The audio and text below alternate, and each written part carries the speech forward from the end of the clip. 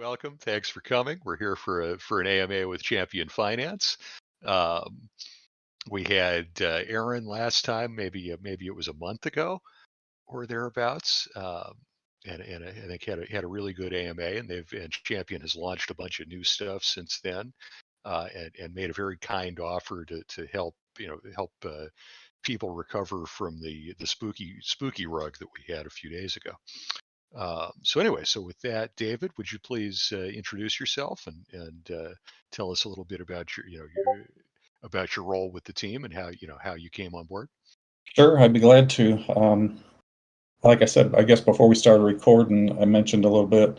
I really got involved with Champion initially just as an investor. I had been in a couple other tomb forks, so I was familiar, with the lingo and how things go, and I like to be involved in the discords and stuff. So I kind of picked up where I had been in on those and just helping other new people out. And because of that, Aaron messaged me one day and asked if I'd help them as a moderator on their Discord. So I agreed to do that. And after doing that for a while, then because they, English is a second language for them, and the fact that they're in Southeast Asia, so they don't have a lot, or they have that time difference, and it's harder for them to get involved in things U.S. time. Just a little while ago, they asked me to join the team in a more official manner as their head of community. And so when they set this AMA up, he decided to throw me to the wolves and said, "You're at it. Have your turn." So. Well, cool. We're glad to have you here, and congratulations on the promotion. That's great. Thanks. Always love hearing the stories of dedicated community members, turning that into jobs. Yeah.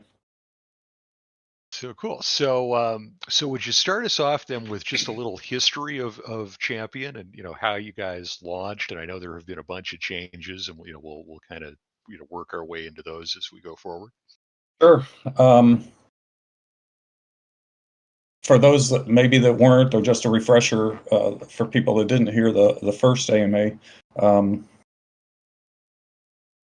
Champion launched on the Avalanche network. The protocol initially had intended to make it a multi-chain protocol. They, since that time, have decided to back off that and just mainly stay on the Avalanche network.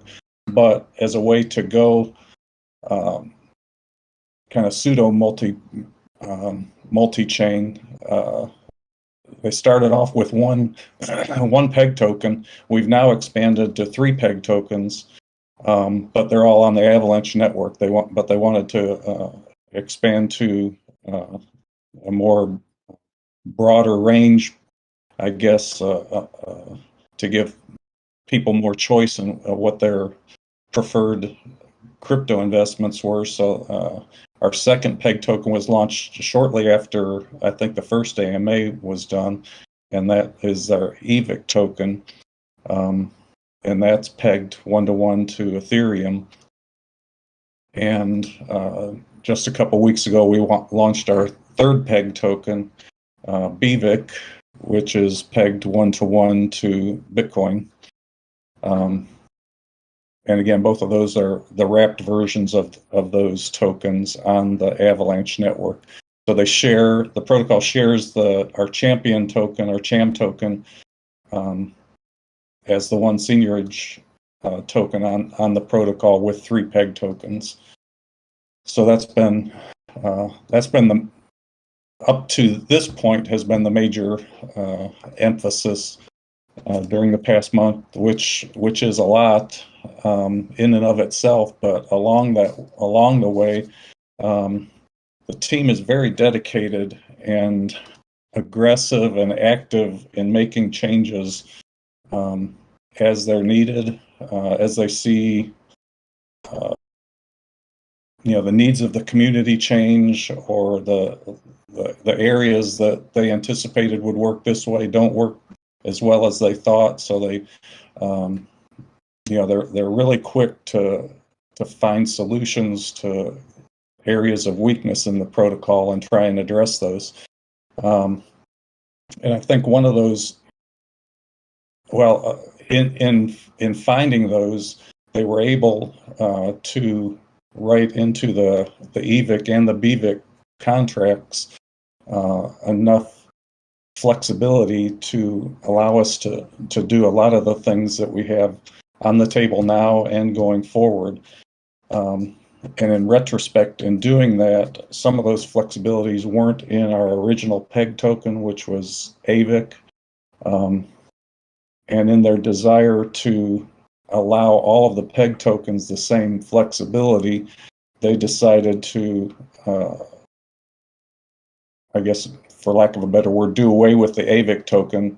Not really do away with it, but they rewrote the AVIC contract and rolled it over into another new token that we have, UVIC, that has the same fundamental standing as the AVIC token. It's pegged 1-to-1 to USDC, but the contract for UVIC has a lot more of the flexibility that the team built into the new peg tokens as well. So functionally, all the tokens work identical to each other within the protocol.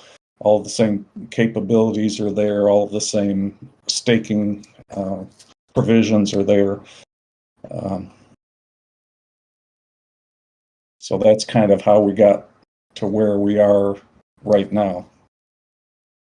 Cool. And I see the new tokens all have a tax structure based on peg level. Do they still also have the rebase mechanism that was in AVIC originally? Yes. That was one of the the rebase mechanism, I want to say, is kind of like a two-edged sword. There's a good side to it in that it enables the protocol or that particular peg token to quickly recover to peg. The downside is that if it happens too often, it can adversely affect the financial results that the investors are looking for, and can affect the how people feel about it, and that's obviously half of the importance in a protocol. It's not just what the protocol can do, but how people feel the protocol is working for them. So, but yeah, the rebase mechanism is built into each of the peg tokens. The tax structure is the same. The staking is all the same for each of them. We have liquidity pools for each of them, with their peg cryptocurrency. So every feature down the line is exactly the same for each of the peg tokens. Yeah, cool. And was the move to a USDC peg instead of an AVAX peg in part due to market conditions? No, our original AVIC token was pegged to USDC as well. Oh, what? So, it was. I'm sorry. Yeah. No, that's fine. Yeah, it's but it was called AVIC because it was on the Avalanche network, so it made it easy for us to just use the U for USDC instead. Yeah, makes sense. So I see, speaking of staking, I see recently you guys launched metal pools that are a form of locked staking for LP pairs. Is that right? Yeah, if anybody's familiar with EMP and their detonator product, our metal pools, which is currently in development, should be available in the next couple weeks, is kind of like the major portion of the detonator product, where it's a locked staking pool with refer awards and instant awards, and then a daily payout to all the investors in that pool based on their percentage of related to the total pool. So that main part of it is very similar to the main portion of the detonator product that EMP has. we don't have the ancillary things that they have, like their daily, I forget exactly what they are, like their daily max deposit award, and I think they have some kind of lottery and maybe one or two other things that we don't currently have, but we're looking at possibly doing those in the future as well. Cool. Yeah, that definitely seems like a nice way to stabilize liquidity. And how has liquidity been doing? Are you guys trending up at this point? We're kind of just staying stable right now, and I think the main reason for that is that we haven't really labeled this as a version 2 of Champion or phase 2 or anything, but we're making some pretty significant changes to the protocol. So we've just in the last couple of days, we shut down all our current boardrooms, for UVIC, EVIC, and AVIC. So we currently are not emitting any more PEG tokens. The reason being those are being replaced with our new what we call trophy rooms, and those will be ready in about a week from now. And as those come on, then the rewards from those actually, we're getting into the meat of what I guess I'm here to talk about. So if you want, I'll go ahead and get into that right now if you want. Absolutely. Trophy room was going to be my next question, and Okay. Cham ETF after that. So. That's the biggie. Those two things, they go hand in hand. The trophy rooms, in a way, they replace the boardrooms, but for the investors in the protocol, and like you mentioned, the primary difference and the great difference for Champion is that the rewards from the trophy rooms are going to be a new token that we call Cham ETF. And if anybody's familiar with Dex Finance, they have an ETF product, and this is based on the same principles. The design is a little bit different, but the Cham ETF will be a pool of main cryptocurrencies, those being Ethereum, Bitcoin, USDC, AVAX, and our own Cham token that will be pooled together into at a fixed percentage for each of those, and that percentage can be seen in our documentation. But the rewards will be a Cham ETF token, where you can use that to redeem it for any of those hard assets in that ETF. So that in effect does away with where the boardrooms typically emit the PEG tokens, and the result of that in almost every tomb fork has been people sell the PEG tokens, and then the price falls, and then that causes problems. It's under PEG, and a lot of them have found that it's hard to get back to PEG. For Champion, it wasn't as hard for us to get back to PEG with the rebase mechanism, but we found that rebasing too many times caused its own problems. So the team was very active, like I said at the beginning, in finding a way that gives you the best of both worlds. The PEG tokens will no longer be emitted by what will be our new trophy rooms. The PEG tokens will be emitted directly to the DAO from now on, and the DAO will sell those PEG tokens on the open market, and will use the proceeds from the sale of those sales to mint the Cham ETF rewards that go into the rewards for the new trophy rooms. So the kind of hidden upside to that is that creates instead of people selling the PEG tokens for for their profit. It creates demand for the peg tokens instead, because people need those to invest into the trophy rooms, and then the sales of those is what is used to buy the rewards that are given back out to them from the trophy room. Neat, right. I was struck by this line in your documentation. Sham ETF will ensure the rewards to be distributed among investors are based on their share of investment. No one will be the first dumping, and no one will be the last dumping. Would you care to elaborate a little bit? Well, it kind of eliminates the need for dumping, or what would drive people to dump, because any investors in the trophy room then are free to claim their rewards and cash them out into any of the hard assets.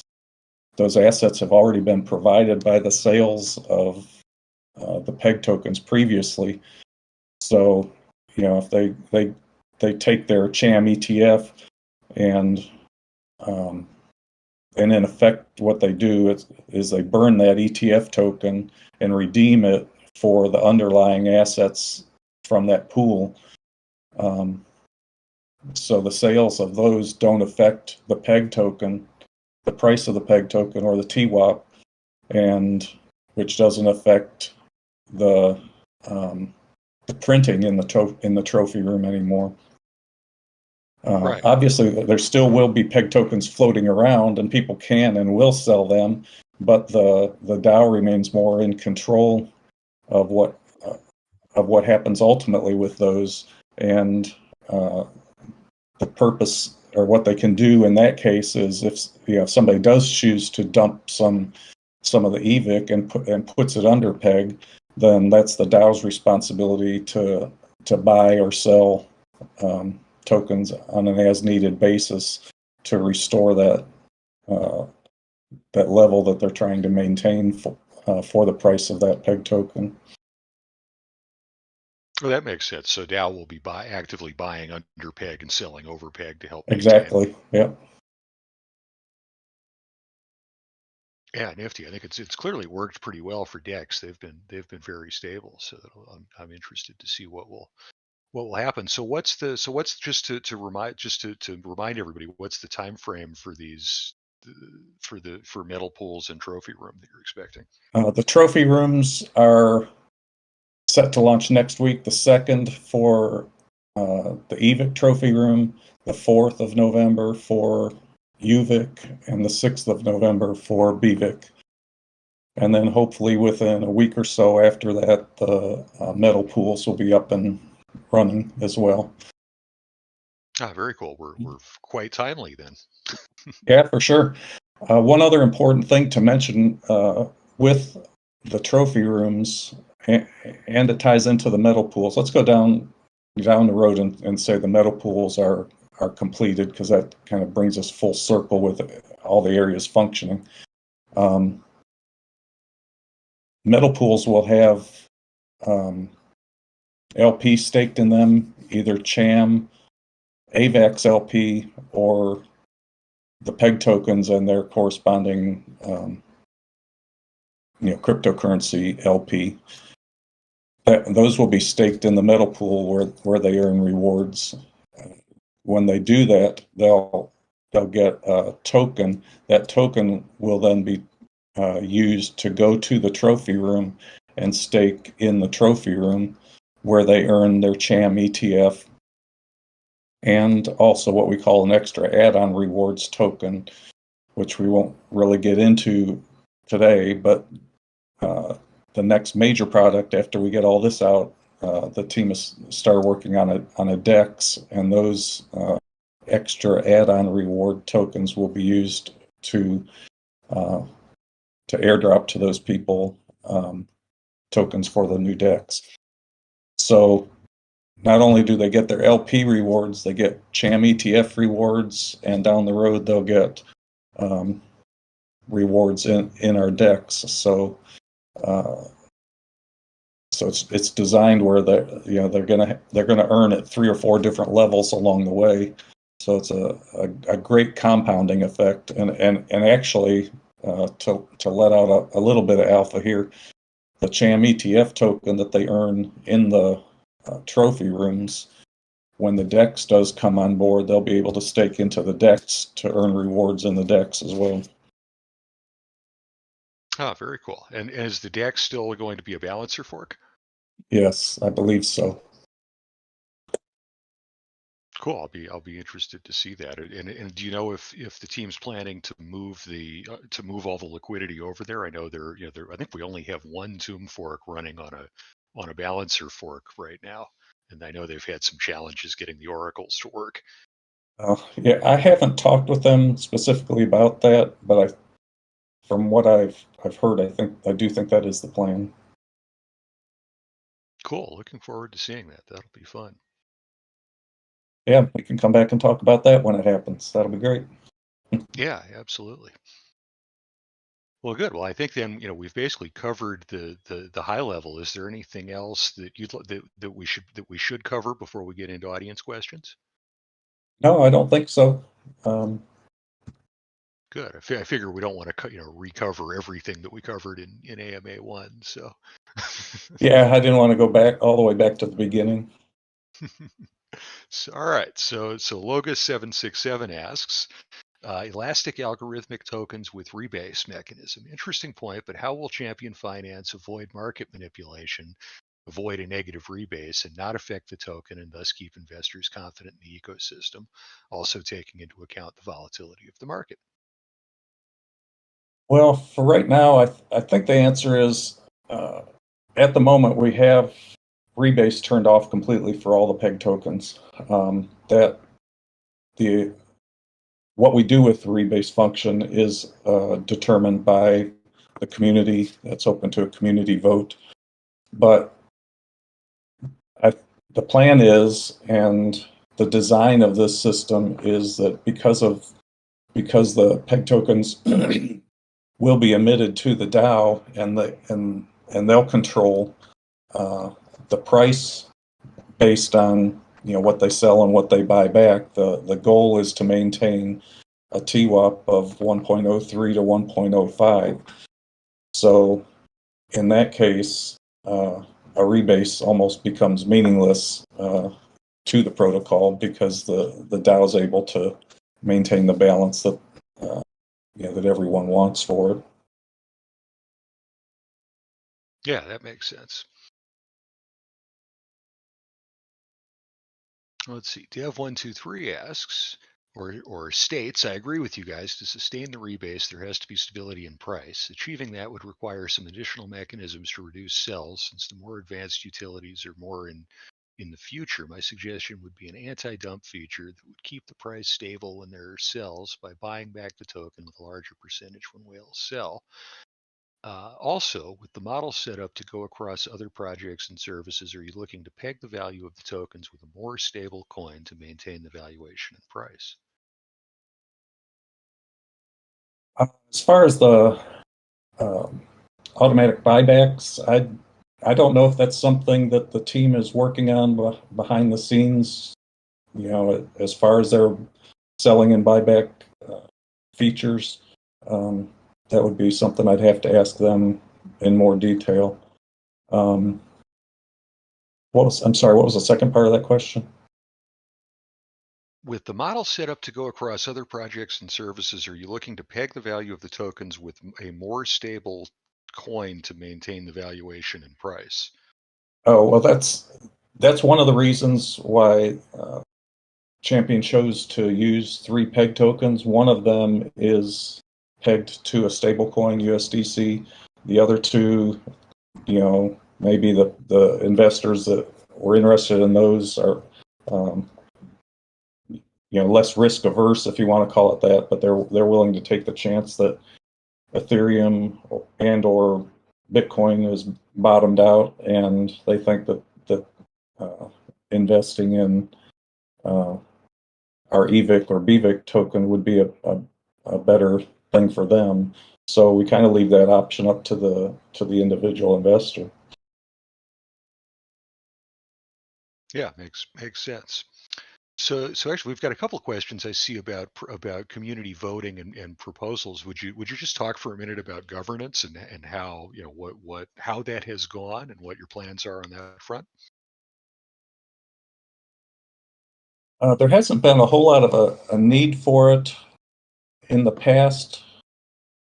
What voting we've done has been based on um, strictly ownership of CHAM or share token.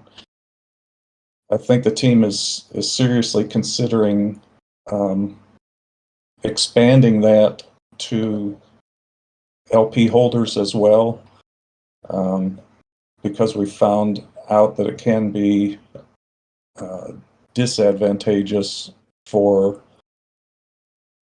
whales to have too much of a vote in some of what's going on, and some people choose to invest in a protocol, via LP or via peg tokens as opposed to CHAM, and their investment is just as real in the protocol. I think they're searching right now. One problem that we did have in the past in actually handling the votes was they didn't have an accurate way of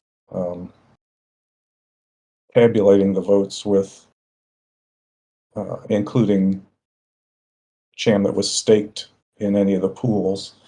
It had to be,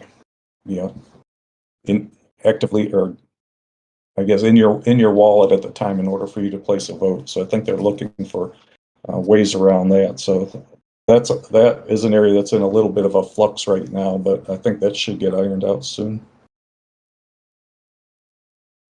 Yeah, cool. Makes sense. It is definitely challenging to get governance going, and challenging to distribute, and mechanically. Yeah.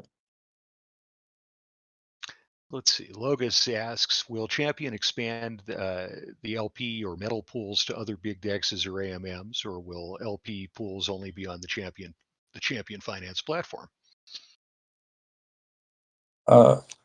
Again, that's something I'd have to ask the team. I hadn't seen that question come up or haven't heard them talk about it, and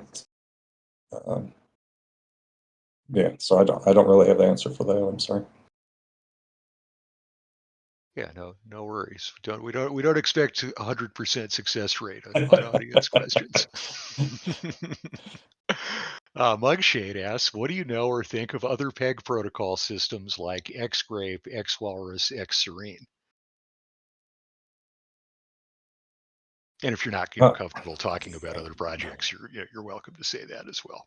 No, well, my answer would be I really don't know anything about them. I was previously invested in Frozen Walrus and Grape, and still do have a little bit of stuff in those protocols. But since I got involved with Champion, I've kind of backed off of them, and I actually haven't been keeping up with what they've been doing the last month or so. So I can't give an opinion because I don't even know what they're doing.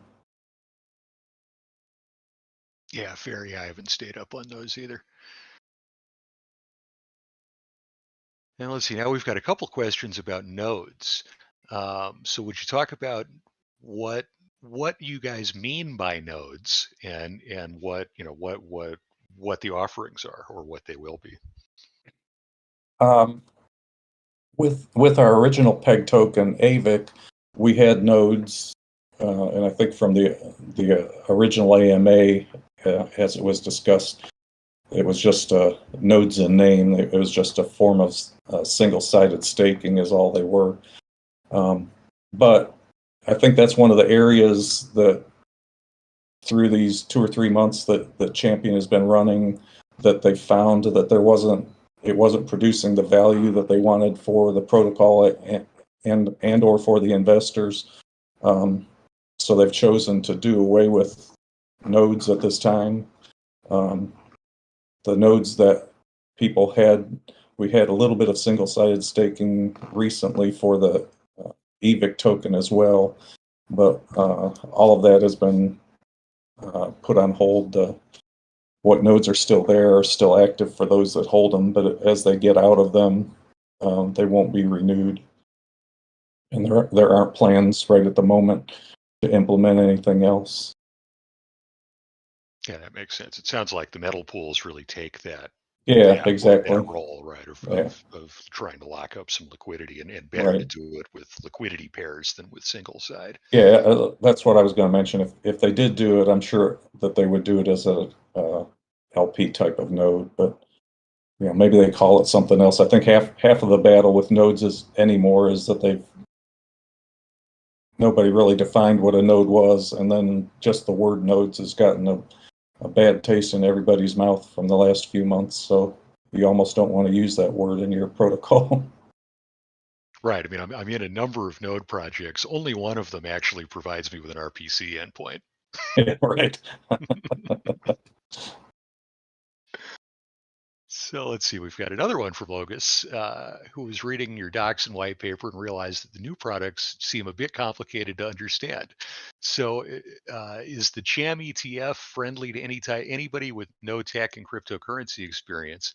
And does Champion plan to work on an educational program to reach out to the community and make onboarding easier for investors? Yeah, I think that's one thing that we do try to work on. If you get on our Discord, actually, and I guess that might be one of the first things that caught Aaron's eye is when I started getting involved in Champion. I started doing some infographics to upload to the Discord for people to use to help them understand the protocol better. And I've done several of those. Actually, I did some of those for Frozen Walrus while I was there too. And that's why I started doing them for Champion. But we do have some, and I've just in the past couple days put out a couple new ones for this new structure that we've been discussing today. So yeah, some of it is easier for people to see in a visual representation than just to read through the docs and try and understand how it all works together. So it might be good if you go onto our Discord and to the let me go look. I'm gonna forget the name of the channel here. Hold on just a second. Our Chamley Education channel on the Discord will have some documentation there, and I will be producing some more that should help answer some of those questions, I think.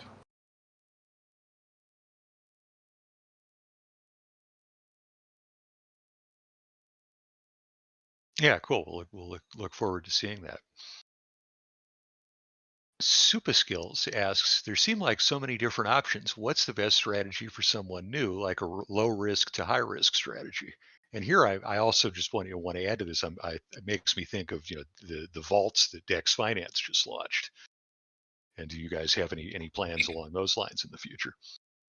I don't know what Dex's vaults are, but as far as our protocol, since it kind of is a linear progression that you can go through, as I mentioned, you can get into any of the peg token LPs, and that's where you would start. You'll earn rewards just for investing in the protocol with the LP, and then as you read the docs or look at the infographics and understand more, those LPs can be put into the metal pools when it comes out.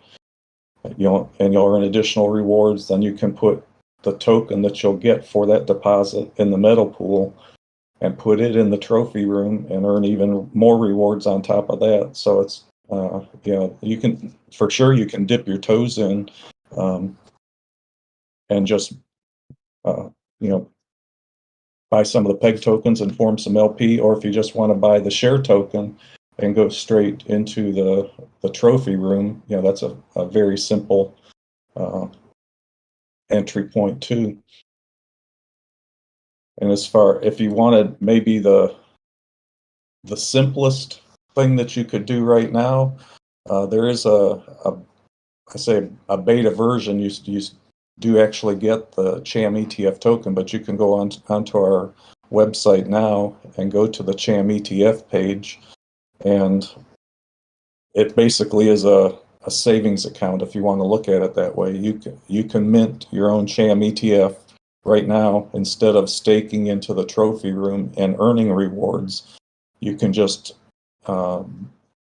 basically what you're doing is buying the CHAM ETF, and when you do that, you get a share of each of the tokens that are in that pool: Ethereum, Bitcoin, AVAX, USDC, and our CHAM token, from our protocol. So you could just hold those in assumption, if you're of the opinion that the market is near its bottom and those are going to go up in value, then all you have to do is mint CHAM ETF and hold it and get a cross section of all of those cryptocurrencies in your wallet. Yeah, it makes sense. So yeah, a lot of different ways to enter and ways to reasonably minimize risk. Sure. Cool Wind asks about this phrase from the white paper. The Dow fund may or may not be invested in safe projects to earn yield and grow itself at the discretion of the team. Why did you use the non-decisive form here? Dow will not be so crucial. May we anticipate that? That's a question that would probably need to be asked of Aaron. I'm not, my level in the team is not, I don't have a say on what the Dow does at this point. And I think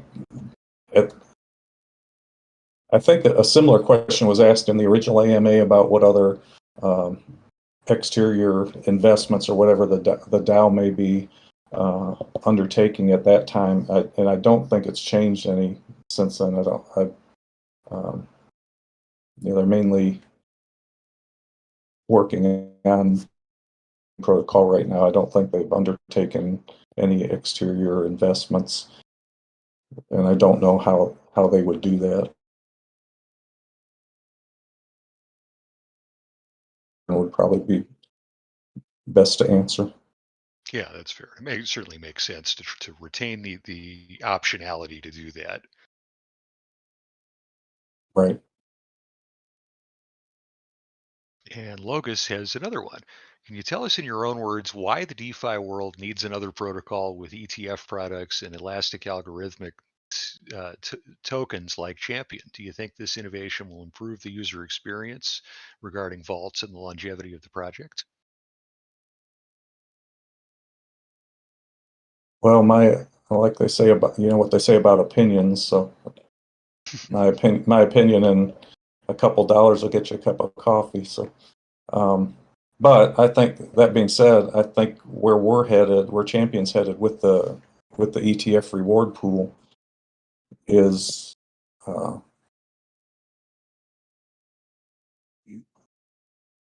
provides much more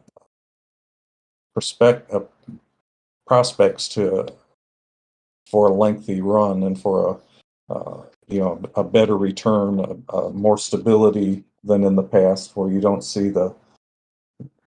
at least we shouldn't see the massive fluctuations in peg token prices, because there shouldn't be as much of a market or demand to sell the peg tokens as there has been in the past, and the rewards that the investors are getting are hard assets that that they know they can rely on as much as you can rely on anything in crypto. But if people know that they're earning Ethereum and Bitcoin and AVAX, as opposed to just another token and another protocol somewhere, I think that's a pretty good selling item. Yeah, absolutely. And it seems like you guys are well on the path to actually generating some meaningful revenue. Certainly the DEX will generate revenue, but even in the meantime, just mint fees, or burn fees on CHAM ETF are actual revenue that Tomb Forks don't typically have. Yeah, and we still, I don't think we talked about, we still do have sell taxes in place. If there should be some rogue whale out there that just does decide to dump a bunch of EVIC or BVIC peg tokens on the market along the way, we have sell taxes that go into effect once the token drops below peg, and and then all those taxes go back to the DAO as well too. So, and in turn, the DAO would use those to buy back tokens to raise it back up to peg. So it's protected very well. Yeah, right. It seems like this should be highly sustainable, so long as the people managing the DAO fund don't fall asleep for too long.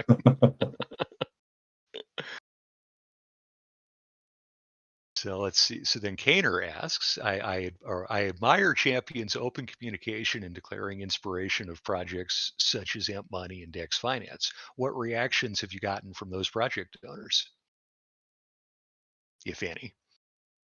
I'm sorry, I didn't catch the first part of the question. Oh, sorry, that was Kaner asks. He says he admires Champion's open communication and declaring inspirations from projects such as Amp Money and Dex Finance. And what reactions have you gotten from those teams, if any? I haven't heard of any reactions from Dex. Actually, EMP, we're still kind of half in negotiations with them. They were going. We had signed up with them, or we're in talks with them about porting their full detonator product to the Avalanche network for us to use in our protocol, and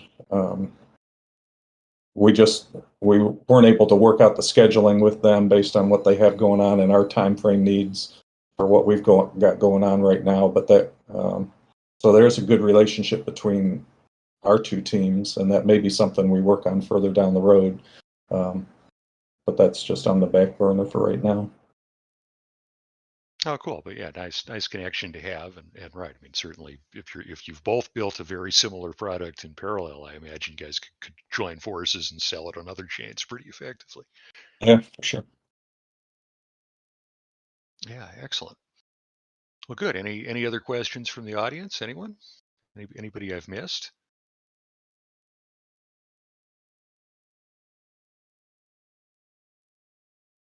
Leon asks about what your plan is for global expansion. I'm not sure this is quite an appropriate question, but I'll ask it anyway.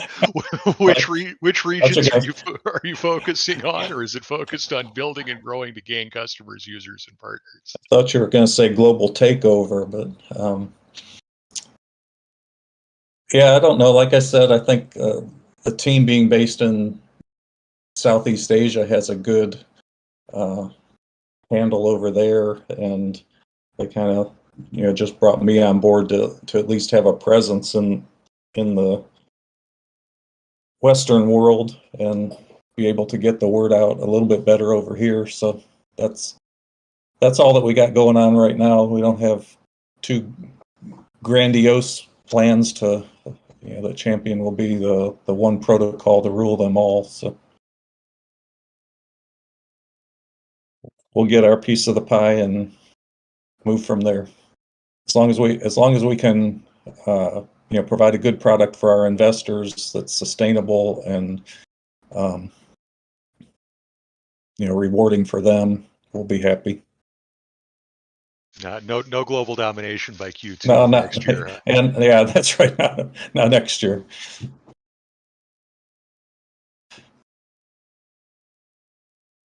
Well, cool. Well, this has been a lot of fun, and thanks so much, David, for the great information.